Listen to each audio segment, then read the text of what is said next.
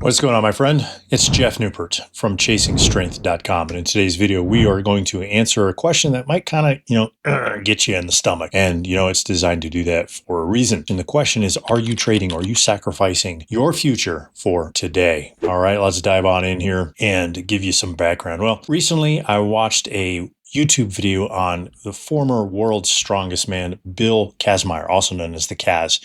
And I was a big fan of the Kaz. I saw him win the world's strongest man competitions when I was 8, 9, and 10 years old. And man, he was big, like way bigger than almost every other competitor. And not only that, he was way stronger than every other competitor. Now, not only that, he was also a world champion powerlifter. But I was honestly shocked at two things. One, Kaz practically tore every major muscle in his body, and sometimes right there on stage competing, right? You'd see it right on TV. His pec, his triceps, his hamstring, his delts. And then the second thing is at age 70-something earlier this year, he actually, unfortunately, had a heart attack while he was in the Philippines. And then his son, even more unfortunately, had to start a GoFundMe account to cover Kaz's medical expenses. The first honestly just shocked me because when you watch these videos, the guy just keeps going. He's like the Terminator. He's the original Terminator. He's a machine, right? I don't know what the fallout of all those injuries were for him in his 50s, 60s, and 70s, but I suspect they were pretty substantial. And the second thing, the GoFundMe account, well, that shocked me because I wouldn't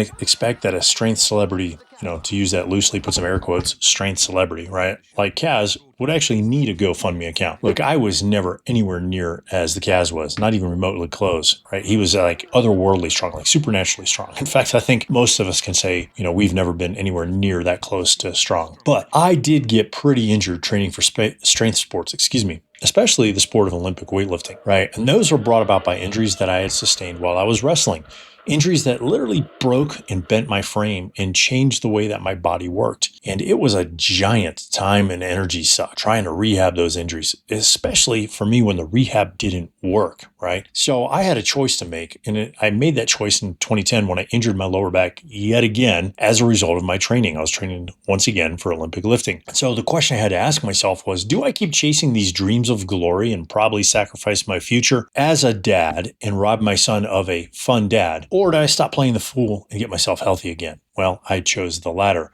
I spent 18 months off the barbell and kettlebells doing nothing but restorative work, okay? And when I came back to kettlebell lifting, well, here's the interesting part. I was stronger in many ways than before I started. And I was actually leaner and I felt better and I had more energy. And so it can be for you too if you're facing a similar decision. That's why I love kettlebell training versus conventional training for those of us over 40. If you have asymmetries and old injuries, the barbell and then machine training, both of them will find those asymmetries, okay, and those old injuries, and they will punish you for them. And they make everything worse. The kettlebell or a pair of kettlebells, on the other hand, well, for the most part, they're therapeutic. They actually heal. Okay, I can't say heal because I'm not a medical doctor, right? This isn't medical device. I'm just reporting what others like myself and people like you have reported over the last 20, 25 years who have been injured, right? They heal. We'll put those in parentheses, air quotes. You can put them in parentheses too, for all I care, but definitely air quotes, right? And they build you up, especially when you program those exercises properly. And better yet, they actually make you stronger and more conditioned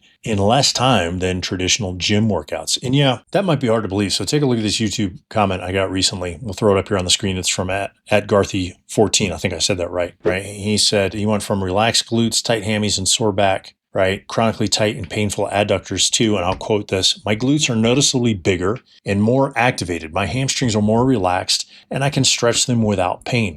Abductors, or abductors as some like to call them, and lower back have settled down a lot too. Plus, he goes on to say, my upper body is also noticeably bigger, and I've put on about 5 pounds. Okay, and as you can see, that was from a program called The Giant, which is cleans and presses, okay? Now, remember Jason, who asked me the question that we built our last video around hardstyle versus sport style snatches? Well, in private email conversations with him, he told me that he racked up, similar to me, pretty impressive list of injuries training conventionally with, CrossFit, powerlifting, bodybuilding, etc. But in our email exchange, our thread that we went back and forth, when I asked Jason about the what the hell effects, which he experienced from kettlebells, his response was huge. And so I just copied and pasted from that email, and we're going to throw it up here on the screen. He says, so in speaking about the what the hell effect with the king size killer, I was initially dismissive of what a single bell exercise program was going to do for me after having been working double kettlebell programs exclusively for the past couple of years.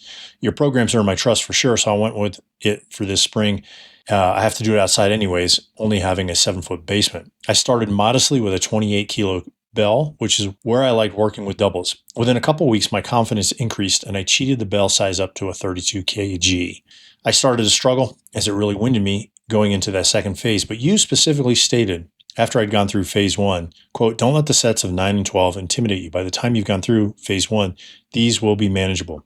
So I stuck with it, and you were right. Not only did my bell size increase, my conditioning has greatly gone up. My core hasn't been this rock solid since running your Wolf program of the Kettlebell Hard series. It's that explosive nature of the hip drive and deceleration of the bell at the top that forces massive core contraction. Repeat that for reps and keep your diet in check, and it's impossible not to see your abs popping. Another cool secret I've learned contributing to the what the hell effect of training exclusively with bells is how time efficient it is.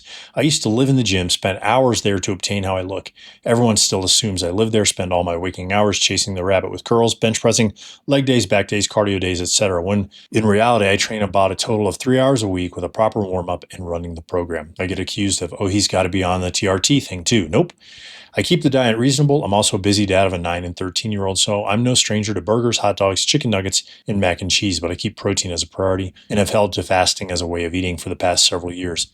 And it all just works. I'm 6'1" and run anywhere from 225 to 230, give or take a bacon cheeseburger. I can still run, jump, and chase down bad guys in foot pursuits without even having to actually practice running activities, and more importantly, keep up with my kids and all their sports activities. So as you can see, the right kettlebell exercises performed correctly, the clean and press and the snatch, they can rehab you, they can restore your function, and they can build a rock solid core. And they can even help you, like Jason, chase down the bad guys if that's what you have to do for a living. But most importantly, they help us, they help you keep up with your kids in their sporting activities. And they can do it. These kettlebell exercises can help you do that, right? Without you having to spend hours in the gym or injuring yourself in the process, like so many of us guys over the age of 40 and 50 who have the background with barbells and machines and heavy lifting have done. So my suggestion is, instead of sacrificing your future, hook yourself up with a properly programmed single kettlebell or double kettlebell plan. I'll leave the link to 3 of my best programs, or links, right, to 3 of my best programs in the video description below. If you found this video helpful, click the like button, smash the subscribe button, share this with a friend. Leave me a comment in the comment section below. Did you used to do traditional training, right? Power building, bodybuilding, powerlifting, weightlifting, strongman, CrossFit, like Jason and I did? Or did you do something else? And then what was the changes, or what were the changes you noticed when you switched to kettlebell training, if any? All right, until next time, my friend. Stay strong.